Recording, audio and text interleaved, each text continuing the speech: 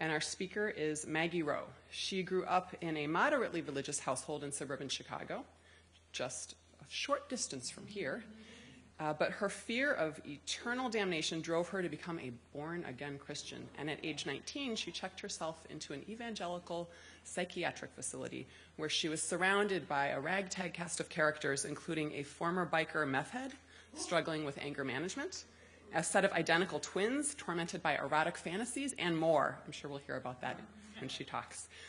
But there, she launched a campaign to, in the words of Martin Luther, sin bravely in order to know the forgiveness of God. Maggie lives in Hollywood, California, where she works as a writer and an actor. She has performed in and produced the Comedy Central stage show Sit and Spin, which is Los Angeles' longest-running spoken word show. She's sold pilots to Disney, Nickelodeon, Showtime, and HBO. She co-scribed the screenplay for the film Bright Day and has written for Arrested Development, which I love, and Flaked for Netflix. Maggie moved away from religion and her born-again beginnings, starting kind of a series of things I found were interesting in her extended bio, tongue-in-cheek look at religion. So these include, she started a whole new religion called Pyrosphere, which is a satire on what has been called prosperity theology. She also wrote and created a few live events. One was called Hell House, which was using a script for the Christian haunted houses, which I did not know about, but those real hell houses are an entrenched Halloween tradition in the heartland, showing gory images of the consequences of homosexuality, drug use, and premarital sex. So she did sort of a satirical spin on that. And she also co-created the Hollywood Father-Daughter Purity Ball, which is a body spoof which gets its inspiration from Christian-minded purity balls, which are formal dances where young girls and their fathers come as a couple and each takes a pledge to protect the daughter's virginity until her wedding night. So today Maggie is here to talk about her own experiences of sinning bravely, this memoir of spiritual disobedience, which was published in January 2017, and it will be for sale afterwards during our coffee hour. She'll stick around, she'll sign copies. But right now she'll talk to us about her experiences. We'll have a pause for a musical interlude and then a healthy amount of time for Q&A. So if you're a newcomer, welcome. That's what you can expect. And we're looking forward to hearing what Maggie has to say. She once attended Skokie Valley Baptist Church and told me that coming here today is coming full circle. So welcome, Maggie.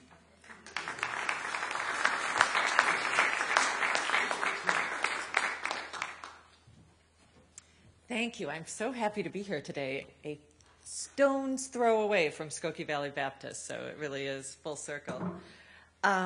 I would like to start off talking about my background, then talking about the nature of myths, and a little bit about what I think religions do well. So, like Kara said, I was raised by moderate Christians with moderate beliefs, but I was the one who became the fanatic.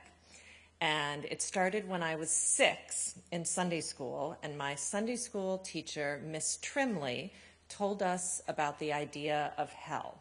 She said to imagine the worst thing we could ever imagine happening to us. So I imagined my parents dying, it being my fault. I had poisoned them by forgetting to refrigerate the milk. Miss Trimley made a little dot on the chalkboard and said that little dot represented 1 year of that feeling, and then she dragged the chalk all over the chalkboard and said, now imagine that feeling going on forever. So I was terrified, but the good news was we could be saved from hell if we accepted Jesus as our personal Savior, which was fine, but there was one catch, and the catch was we had to mean it with all of our heart. We had to be on fire for the Lord. And there was a verse from Revelations that said, if you are neither hot nor cold, but lukewarm, God will spit you out of his mouth on Judgment Day. Why we were in his mouth in the first place was a little bit unclear. But I was terrified that I didn't have enough fire, that I was lukewarm. My parents tried to assure me that I was saved, but I figured they could be wrong The previous night, they had thought the game show Joker's Wild came on after Tic-Tac-Doe, but it actually came on before. So I knew that they couldn't entirely be trusted. In high school, I followed the letter of the law. I didn't drink or swear or gossip, and I wouldn't go any further than second base.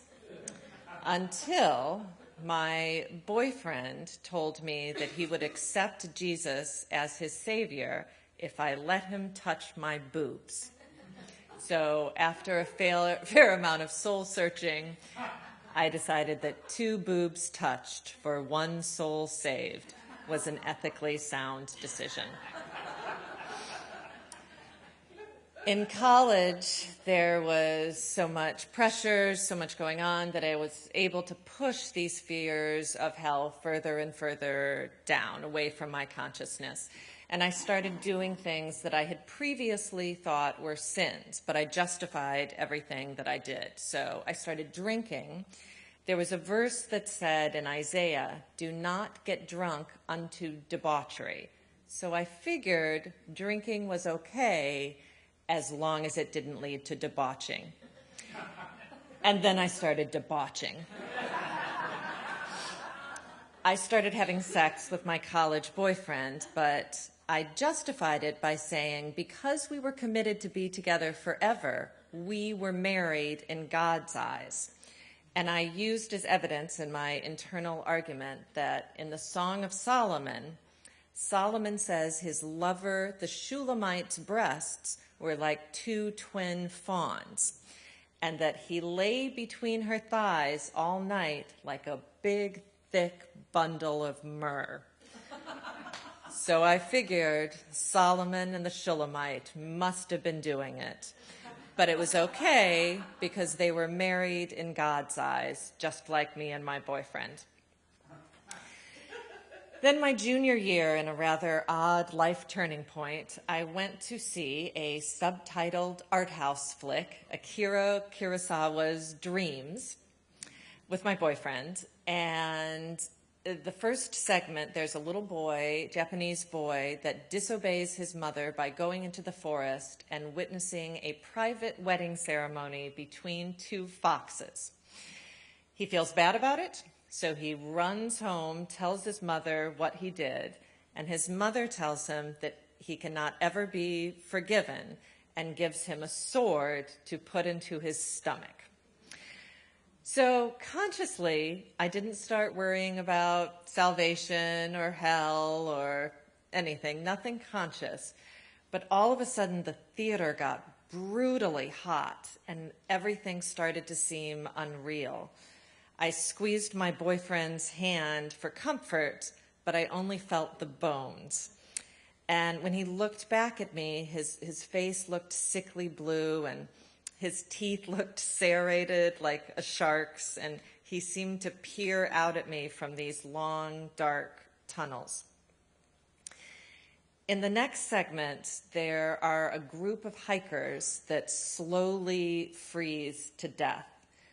And all of a sudden, I started worrying, oh my God, have those guys accepted Jesus? Are those guys going to hell? And then I started worrying, oh my God, am I going to hell? Was I ever really a Christian? And my heart started beating faster and faster, and I had trouble breathing. I couldn't figure out whether I needed to inhale or exhale, and found that I couldn't do either. And then I heard this screaming and realized it was coming from my own mouth. Very dramatic. The power of film. So the following day, I repented for all of my sinful activities, all my justifications. I told my boyfriend I couldn't have sex with him anymore, which went over really well. And my anxiety after that was soaring. I didn't know if I could be forgiven. I started to wonder if I had ever really been a Christian, if I had always been lukewarm. Over the next couple of months, I had trouble sleeping. I couldn't eat. When I did eat, I couldn't keep anything down. got worse until finally I admitted myself to an evangelical psychiatric facility, which they do exist.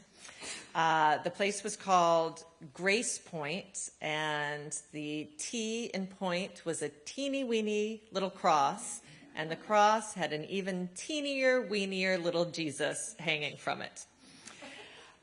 The slogan for Grace Point was psychiatry where the Bible comes first. So you can tell the prioritization was a little bit problematic. Grace Point was nothing like a traditional hospital. It was a complex of rooms that all looked like parlors. They were decorated with Victorian furniture and Tiffany lamps. Dimly lit, as if being careful not to disturb its already disturbed occupants. I had a room to myself that had a twin bed and a giant picture of Jesus, whose eyes seemed to follow me wherever I moved and watch me while I slept. At Grace Point, I had a range of counselors. On one end of the spectrum, there was Bethany, a woman of compromised intelligence, who, when I told her that I would get so upset about my salvation that I would sometimes throw up, determined that I was bulimic and that I was worried about my weight. She promptly assured me that Jesus would love me even if I was not a size 6. When I told her I wasn't worried about being a size 6, that the last thing I was concerned about was my weight, she told me that denial was the most common feature of bulimia, and told me that regurgitated stomach acid would strip the enamel from my teeth, and advised me to save those pearly whites for the pearly gates. At the other end of the spectrum was a doctor that I loved, Dr. Benton. And he was the one that told me that heaven and hell were metaphors for present tense experience. His favorite verse was Luke 17, which said, "The kingdom of God is within us." He also told me about Martin Luther's doctrine of pecca fortite, which means brave sin. And it states, sin bravely in order to know the forgiveness of God. So he advised me that the best way to get over my fear was to do what I feared most, and that was sin. And so I started on a campaign to sin bravely. And I started off small. I would say shoot instead of shit. I drank wine. I would gossip with my fellow patients. And then eventually, and this is the climax of my book, I went to a local strip club amateur night. The strip club was called Lookers, and its slogan was, "Girls you'd care to see naked." I decided it was an encouragingly low bar, not prohibitive. I went to this club, got up on stage. I did the shuffle ball changes and tour jetés that I had learned at the Glenview Park District Jazz 2 workshop. A couple of time steps from a musical that I was in at church. It was about Noah's Ark. It was called 100% Chance of Rain. And the kick layback from Dirty Dancing. There was a pole there, didn't know what to do with that, so I marched up to it as if I were about to introduce myself and then did a little do-si-do. My campaign, silly as it sounds, to sin bravely actually did work for me. Not that I was cured, but I was able to develop some tolerance for uncertainty and anxiety, and found some freedom to follow my own path. I also started Zen Meditation, which made a big difference in my life. The thing I like about Zen, as opposed to other forms of Buddhism, is that there are no deities to believe in, there's no ghosts or spirits, there's no emphasis on literal reincarnation. Its sole focus is the relieving of human suffering. They also look at the stories of Buddha as myths. And myths, that is how I wish I had been taught about the Bible. Joseph Campbell defines myths as poetic metaphors that give clues to the possibilities of human experience. In his interview with Bill Moyers said, "So you're saying that myths give us clues to the meaning of life?" And Joseph Campbell said, "I don't think it's meaning. I think people think we're seeking meaning. I think we're seeking the experience of being alive. And that's what myths clue us into." I wish my church had told me that when you read sacred texts as historic documents rather than as poetry, you confuse the sign with what is being signified. You take a deeper meaning, turn it into something superficial and obviously false, and you ruin the whole thing. And it would be such a small shift from a literal meaning to a symbolic meaning, but I think it would have such a revolutionary effect. It would be as simple as adding two little words, as if. Because obviously, a woman was never tempted by a snake. A man never built a big boat and put two of every species in the animal kingdom. And a woman didn't turn into a pillar of salt because she turned and looked behind her. But these all have poetic meanings. I don't know if you know the story of Lot's wife, but basically what it is God tells Lot's wife not to look back on the city of Sodom when she's leaving. Lot's wife does it anyway, and she turns into a pillar of salt, which is a wonderful metaphor for what happens when you're so focused on the past that you can't move forward.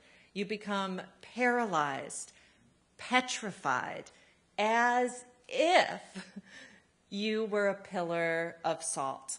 And it's those two little words, as if. And I think you could even take the linchpin of Christian theology, the resurrection, and see it as a symbol of rebirth, of dying to a life focused on the ego and being reborn into a life of empathy and compassion and connection. And you can even have a ritual baptism where someone in the community comes forward and says, "You know what? I am tired of focusing on my personal gratification. I'm tired of being consumed with garnering recognition and elevating my status. I'm tired of being a dick, and it's really bumming me out. So I'd like to make a change. I'd like to expand my sense of self. I'd like to focus on being kinder and more compassionate. I'd like to make a commitment to doing what I can while I'm here in what Alan Watts calls the period between the maternity ward and the crematorium. I would like to do what I can to make a difference because I'm sick of seeking assurance from my small little ego, because I've become convinced that focusing outward will actually make me happier, because I want to connect to something bigger, to my family, to my community, and to the world. And in this public ritual, you could still break bread, you could still have a potluck without a supernatural being. You could still have those little hot dog things and those deviled eggs and those Jell-O casseroles with those big chunks of fruit that everyone puts to the side. And you could actually drink alcohol. And instead of saying amen, everyone could say, yay, good for you, rock on. And this ritual wouldn't be for babies or children, because children can't renounce a life because they haven't built one yet. I became born again when I was 6 years old, which was ridiculous. I didn't know what I was doing. I was too young. I also wish my church had taught me that when Jesus said, I am the Son of God, if he said it, I wish they had taught me that what he probably meant was, I am the Son of God, and so are you, and so are you, and so are you, and so are you. Because we all share this common humanity. Because we all have access to this higher self, this more resilient self, this stronger self. Instead of how I was taught it, which was basically that the statement was, I'm the boss's son, and I'm the boss's only son, and I'm really great, and you guys are all really, really awful, and you have been ever since you were born. I wish they had told me that God exists in my own mind. Michelangelo, when he made the creation of Adam in the Sistine Chapel, that's the one where God's finger touches Adam's finger, he illustrated a perfect cross-section of the human brain. When the human brain is superimposed on that painting, you can see the cerebrum and the cerebellum and the lobes and the brainstem. And it seems what he was doing was giving a hidden message that obviously the church leaders would have condemned him for, so he had to hide it within religious iconography. But I think that message was that God exists inside us. And I think this is why 12-step programs, recovery programs, are so successful. Not because when an addict says, I am powerless, some supernatural being finally decides to take action because he's satisfied with the extent of the groveling, but because the addict is saying, whether he'd put it in these words or not, my small little ego is powerless over this disease, but there's a higher part of me, a wiser part, a more resilient part, a part that's committed to sanity, that loves my family more than it loves this substance. And I am going to surrender my will to this higher part, this higher power within myself. So I spent a lot of years focusing on what religion does badly. And what religion does badly amply fills years. But I started thinking recently about what religions do well. And I started thinking about this because I went to an atheist church. And the first thing that it occurred to me that religions do well are aesthetics.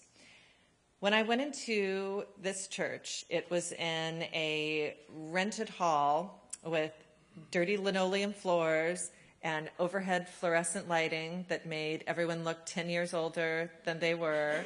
There was an air conditioner that was wheezing like an old man. There were folding white chairs that were yellowing in the middle of the seat that looked like they had been at 1,000 weddings and hosted 1,000 asses. In the front were 2 rickety music stands and a flower pot with 2 very defeated-looking gardenias.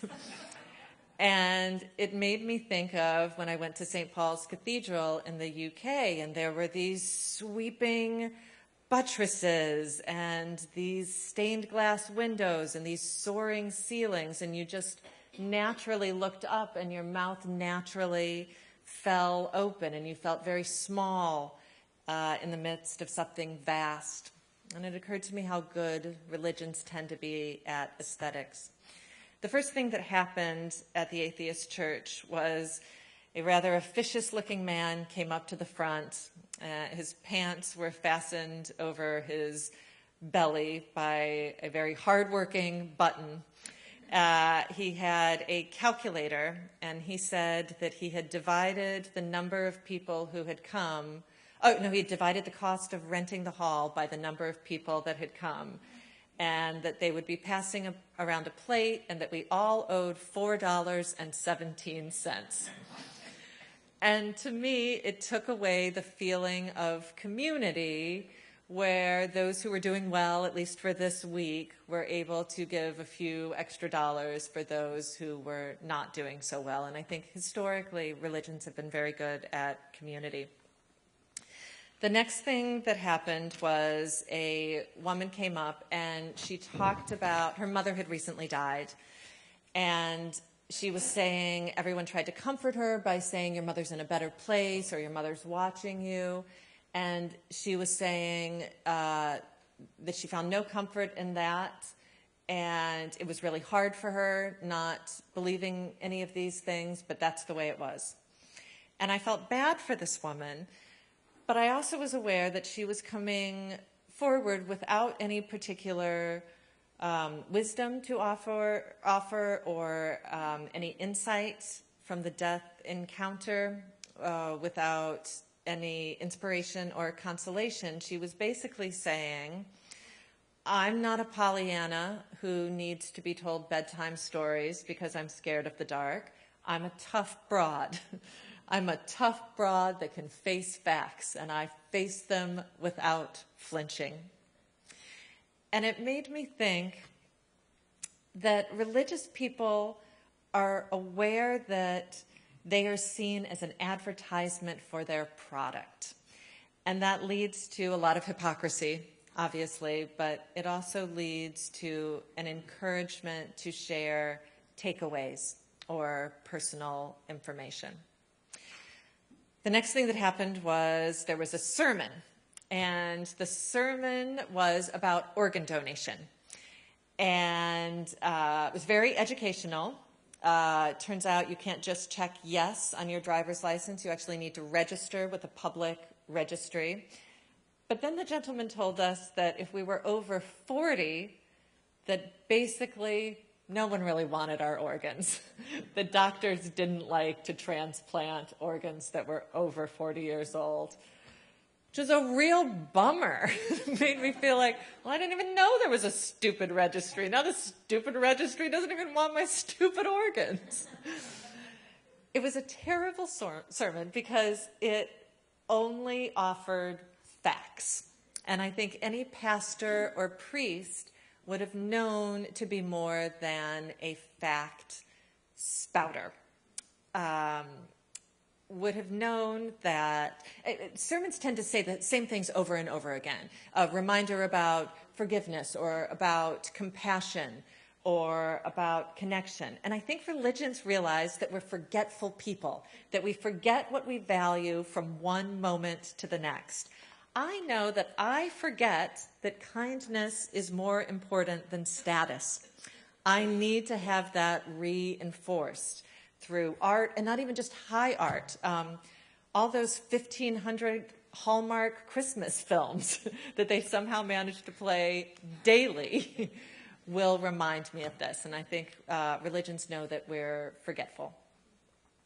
Also, the whole time that we were there, we didn't stand or sit or sing or do anything with our hands. And I think religions know that the body is tied to the mind, and that physical practices help sell philosophical ideas. So Catholics have genuflecting and the rosary beads and kneeling, and Buddhists have all sorts of bows and mudras, which are the hand positions, and Muslims have sacha bowing, the prostrations toward Mecca. Sufis have dervishing. Hindus have yoga and different meditative postures. And I think secular organizations would do well to remember that the body and the voice are also part of ideas. The last thing that I was aware of was poetry. I feel like sometimes secular organizations emphasize rationality above poetry. And I would like to read a poem that I love, which I think is a great poem for a secular or a humanist organization. This poem is called Thanks by M.S. Merwin. Listen. With the night falling, we are saying thank you. We are stopping on the bridges to bow for the railings. We are running out of the glass rooms with our mouths full of food to look at the sky and say thank you. We are standing by the water, looking out in different directions. Back from a series of hospitals, back from a mugging, after funerals, we are saying thank you. After the news of the dead, whether or not we knew them, we are saying thank you. Looking up from tables, we are saying thank you. In a culture up to its chin in shame, living in the stench it has chosen, we are saying thank you. Over telephones, we are saying thank you. In doorways and in the backs of cars and in elevators, remembering wars and the police at the back door and the beatings on stairs, we are saying thank you. In the banks that use us, we are saying thank you. With the crooks in office, with the rich and fashionable unchanged, we go on saying thank you, thank you. With the animals dying around us, our lost feelings, we are saying thank you. With the forests falling faster than the minutes of our lives, we are saying thank you. With the words going out like cells of a brain, with the cities growing over us like the earth, we are saying thank you, faster and faster. With nobody listening, we are saying thank you. We are saying thank you and waving, dark though it is. And the reason I love this poem is partly because it's about the human capacity for gratitude, not just when things are going well, but in the midst of devastation and political injustice and horror. There's the capacity for gratitude. And even more so, to be able to say thank you without the idea of a being listening. And to me, it actually, it actually makes that thank you more valiant and more suited to the poetic realm. So last thing I'll say, I'm still in the yellow. So people say you can't pick and choose what you want from the Bible. I've heard that so much, and it's my least favorite sentiment because I think, sure you can. Sure I can, because I'm an adult, and I pick my wardrobe, and I pick my playlists. I can pick my ice cream. If I go to an ice cream shop, I can have a scoop of mint chocolate chip and a scoop of Rocky Road. And if I want a solid scoop of Jiffy chunky peanut butter on top and then a stick of butter, I can have that because I'm an adult and I'm not 6 years old and my parents aren't paying for my ice cream. I know I sound like a 6-year-old when I order that particular type of ice cream. Mirabai Starr, who's a translator of a lot of mystical Christian texts, says she likes to think of it not as picking and choosing, but as mining for gold. And that our goal as humans is to become more selective miners. Those are my thoughts for the day.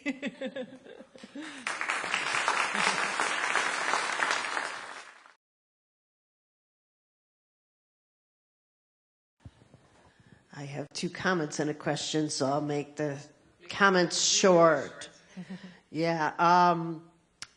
Somebody, it's interesting. You talked about picking and choosing from the Bible. I remember a story of someone telling a prisoner, you can make the Bible say whatever you want to, and they put their thumb over part of the Bible.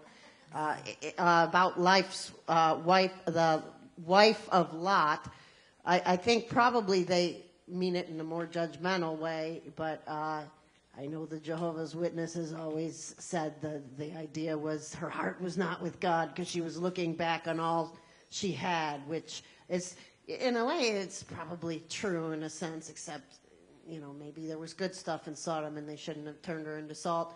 And you were really funny, awesome. That's awesome. What made you? I'm getting there. What pulled yourself together from all your anxieties and your fear, your religious fundamental, and what turned you around and got you on a freer course to become a writer and just a freer person? To be honest, I still struggle with it. I still struggle with anxiety. It comes out in different ways, but it was planted so early that it is still a struggle for me. But the biggest thing was the practice of meditation, because, and I started doing it when I was at the hospital. This Dr. Benton was the one who suggested it to me. And it was the idea of making my mind more expansive so that it wasn't completely consumed with the fear, so that the fear would still exist, but it was giving some space around it, and then just the daily practice of it. So I still do. I do a half an hour in the morning and a half an hour at night, and I almost never skip it. To me, it's like going to the gym and just exercising. It's not even changing focus. It's, I think of sometimes allowing the fear or the anxiety to become wispier in the midst of the expanse of my mind.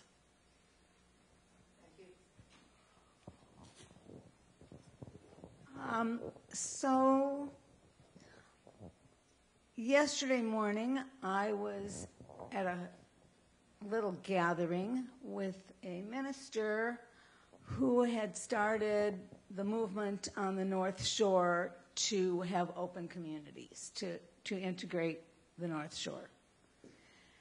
And he was there with some people that were working on the same issues now. And he talked about he talked about what we needed most at this time, which he thought was love, and that we had to meet the people that were struggling and, speak with them. But to make a long story short, I raised my hand at a certain point, and he was talking as a minister about the love of Jesus.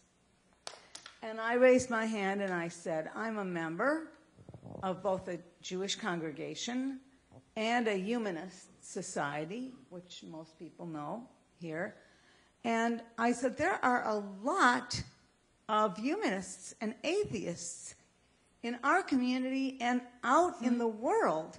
Do you think in this work of repairing the world that we need to change the language so that we could all feel included?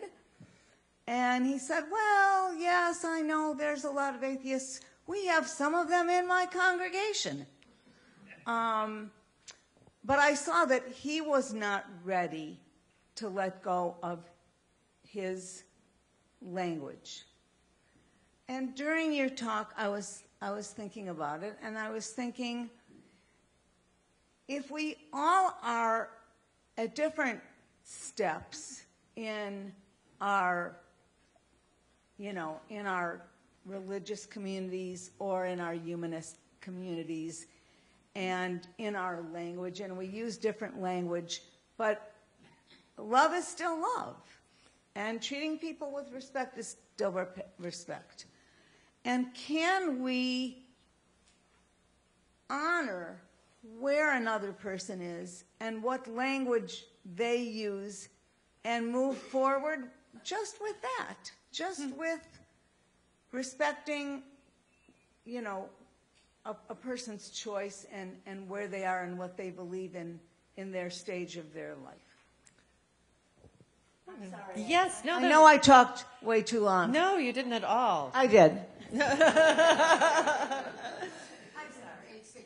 Okay. No, I think about that a lot because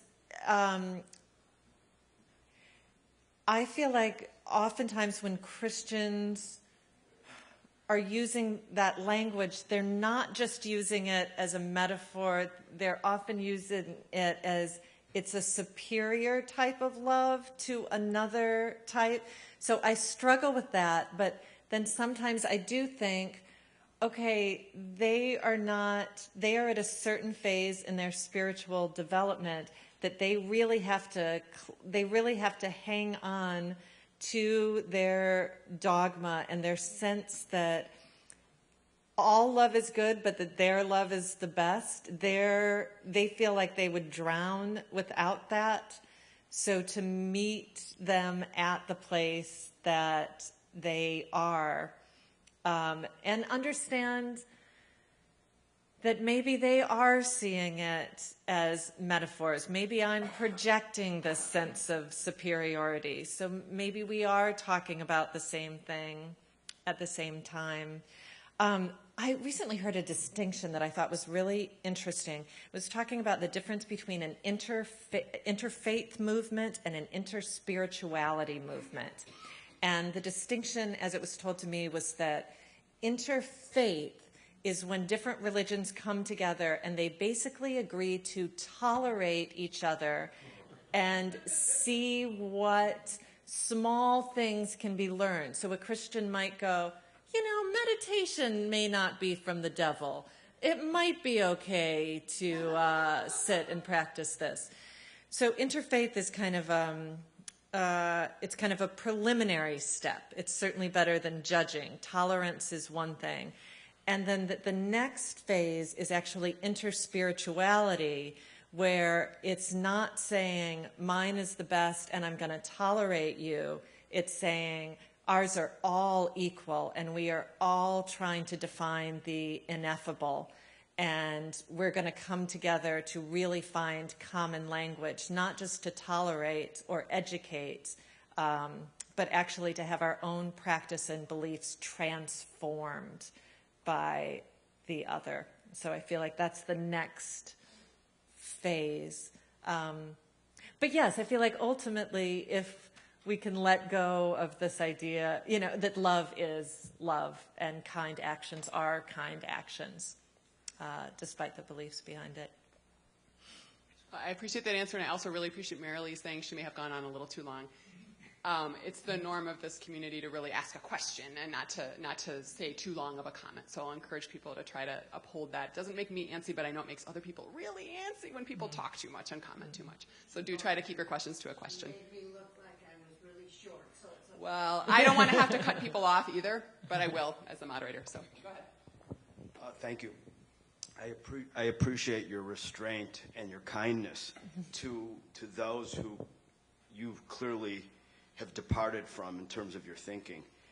But these ideas of yours that we would find beautiful, gleaning the beauty and the aesthetics and the metaphors from religion, would that not be considered even today in a preponderance of traditional congregations outright blasphemy? Yes,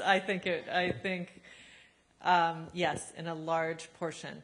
But I do think within Christianity, it's been called the Great Emergence by a Franciscan pastor, Richard Rohr, who I really like, who is one that sees the metaphors.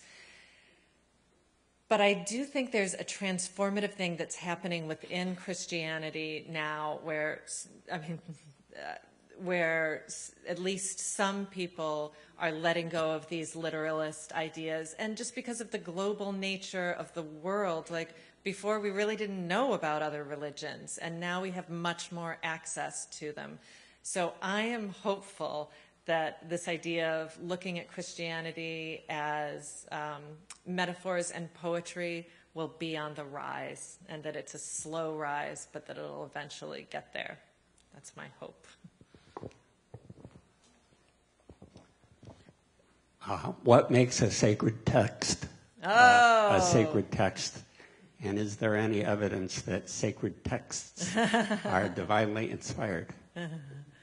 That's a good point. I use the term sacred text, which implies that there's some sort of divine inspiration. But I think you can still, when I think of the Bible as being divinely inspired, or as the Quran as being divinely inspired, not that there is a God that's dictating it, but that there's a part of the psyche that's connected to something deep and mythological. So I guess to me a sacred text would be one that has to do with the deeper questions and mysteries of life. But then you could also say that Winnie the Pooh is a sacred text in that sense, too. I think the writer was a Taoist. Of Winnie the Pooh? Oh, yeah, I think I have heard of that. But yeah, it's a lot about being content and with what you have. But yeah, I guess when I said sacred text, I was thinking of ones affiliated with a religion, but I think any ones, that deal with the big heavies. Who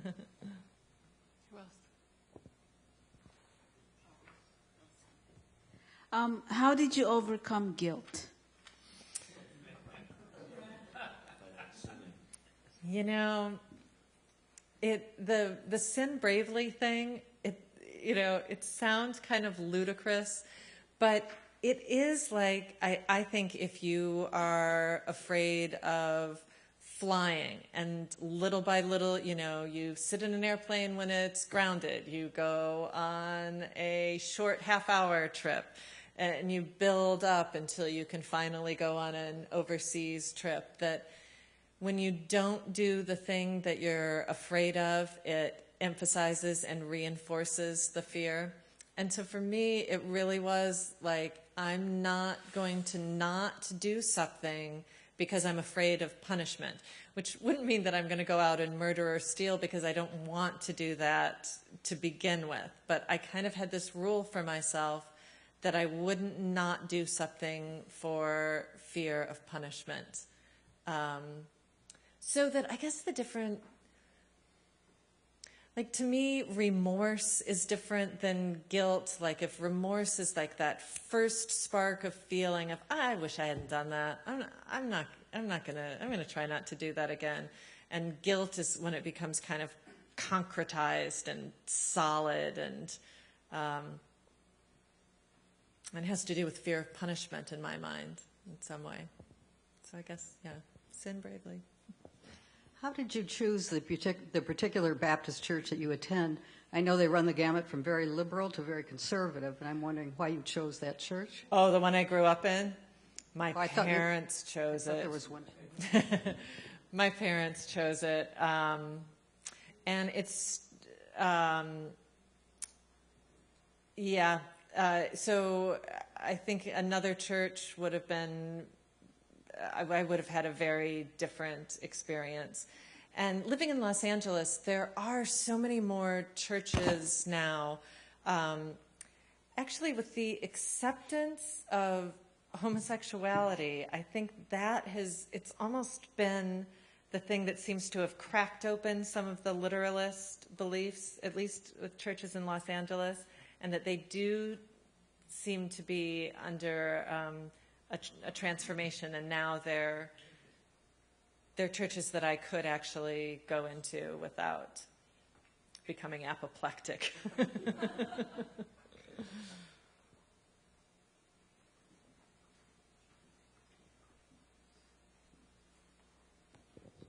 This is a question about your delivery. You have a marvelous prosody to your voice, and I'm wondering if you developed that on your own, or if there's some course you took, or how so you nice. learned that.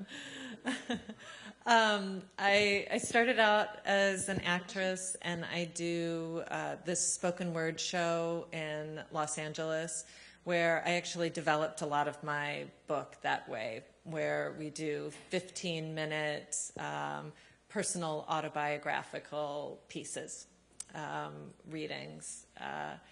But this is one of the first kind of talks I've given that isn't part of that program. So thank you. That's really encouraging. You have a question? When you were talking about your early years, it reminded me of stories of child abuse. Has anyone ever compared that notion to you? Yes. And it was not from my parents, because my parents never talked to me about hell. They were wonderful parents. They really didn't foist this on me at all. But within the church, I think of it as spiritual terrorism, because you're getting kids in there that don't have the intellectual ability to combat any of these ideas.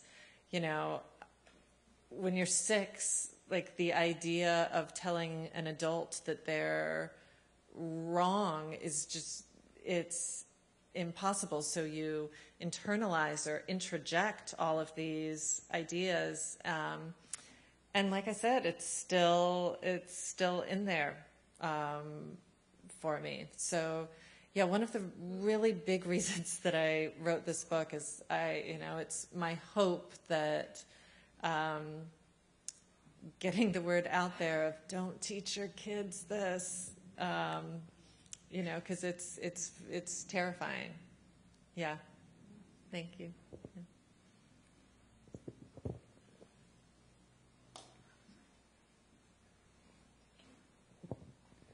Yeah, hi. I was just curious, through the sin bravely approach, how did that reflect into your work and your art? Well, in a big way. So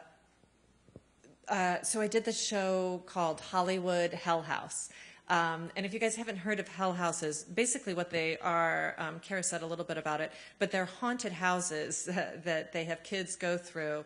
And each different room, you see a different sin. So you see a girl going to a rave. You see a homosexual man dying of AIDS. You see a school shooter. You see a girl getting an abortion, and she's actually conscious while she's getting the abortion and crying out for her baby to come back. And then at the very end, you see all of those people that you've seen in the initial rooms in hell and screaming out in pain.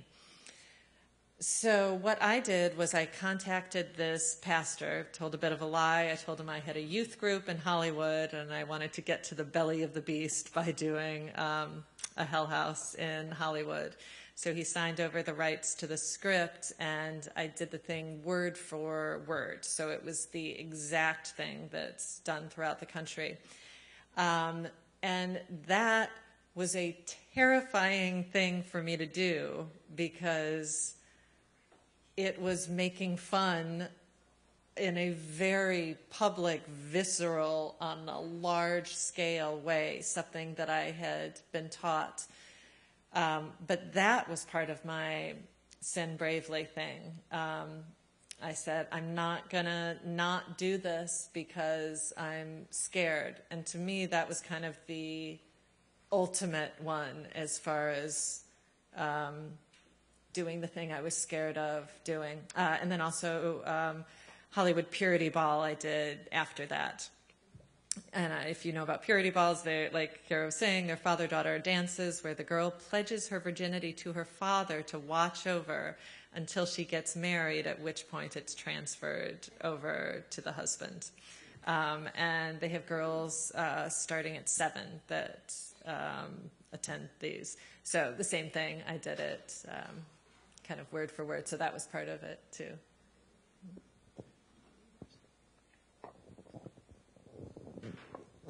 I've always believed, because of a particular book that I read, that children can live up to your expectations as well as down.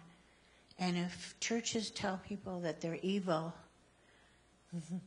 do they go out and say, how would an evil person act? I must do that because I'm evil, rather than how would a good person behave?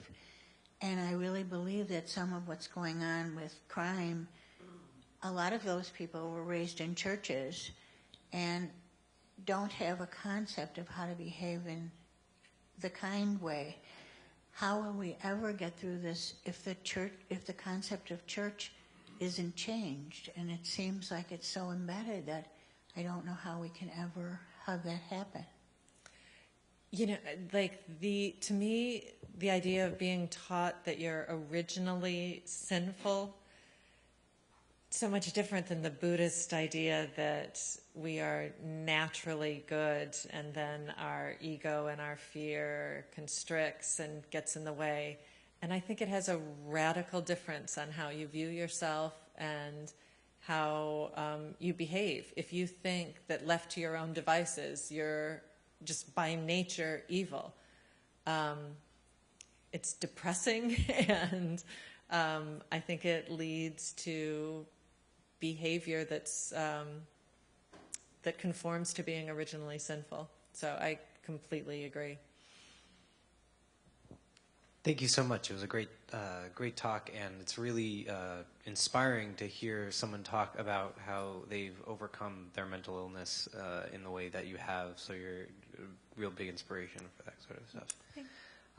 And I wanted to ask about, because you really talk a lot about this intersection in your life between your anxiety and your religion, and how you got treatment, but the treatment was religious treatment. So I was wondering how you would compare your consideration of outcomes if you had gone to a secular treatment facility. Great question. So I totally wanted to be in an evangelical place. That was completely my decision, because I felt that if I went to a secular hospital, they would be like, hell's a scare tactic from the Middle Ages, move on. And I did not want to be talked out of my fear, because I felt that would put me in even more jeopardy. So I needed at that time to work within the system, which is what my doctor, Dr. Benton, did so well. He wasn't saying the Bible is bullshit. He was saying hell can be looked at as a present tense experience. And in fact, you are in hell right now. That's what's happening to you. So at that point, I needed to be within the system, and even to be told about meditation from within the system, because if I had been told from a secular organization, I would have been worried. So there were some things that were troublesome and problematic about my treatment there, but overall it was where I needed to be, and I think the outcome was better for me having gone there than it would have been at a secular hospital. Thank you for sharing your experiences.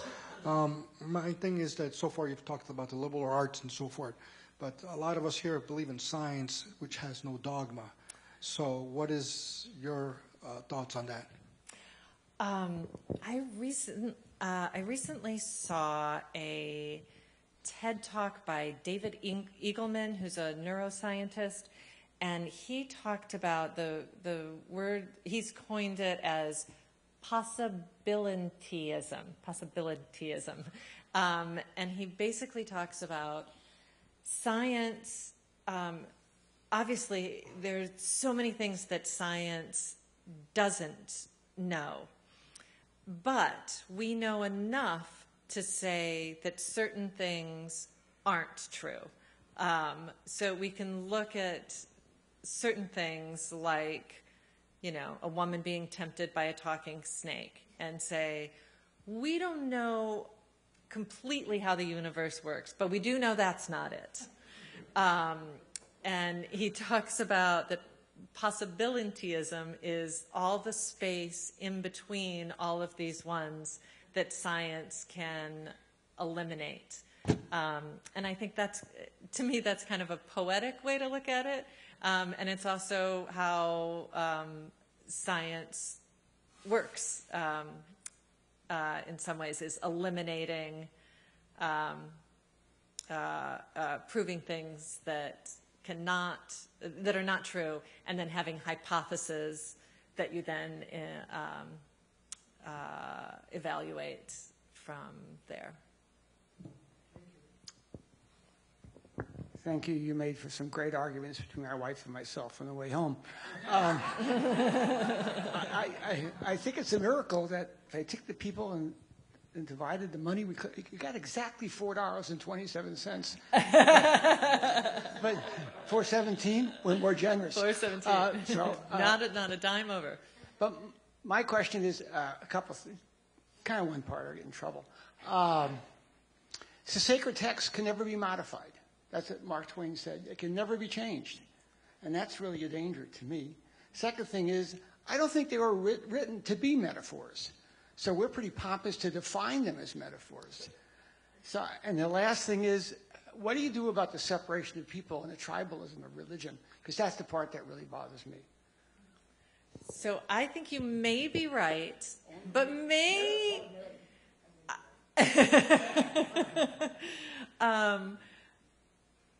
they may have, certain parts of them may have been written to be metaphors, but I totally agree. A lot of them may not be, but that doesn't mean that that's not how they function best, and that that's not where the truth lies.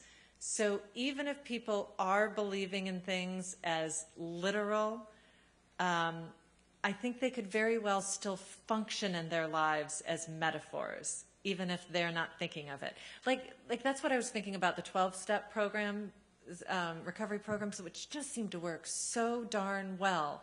And I think that even if people are believing it literally, that there's something up here that's working out everything, it's still functioning as a metaphor in their lives. It's still effective in that sense of surrendering to a higher part.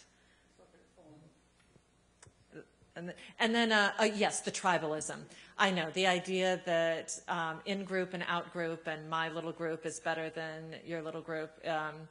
There's a horrible Sunday school song that I learned, which is one door and only door, and yet the sides are two. I'm on the inside. Which side are you? And it just expresses that idea. That's my least favorite part of organized religions. That's why I was saying this interspirituality movement, if we could go, we all got access to it, and ours is not any better.